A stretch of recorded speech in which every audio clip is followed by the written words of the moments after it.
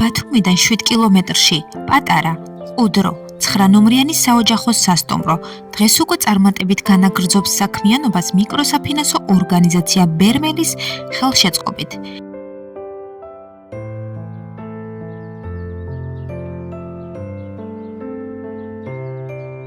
დღეს საოჯახო სასტუმრო ჩემპიონი არა მხოლოდ დასასვენებელი ადგილია, არამედ სივრცე, სადაც ხდებით ოჯახის ისტორიის ნაწილი.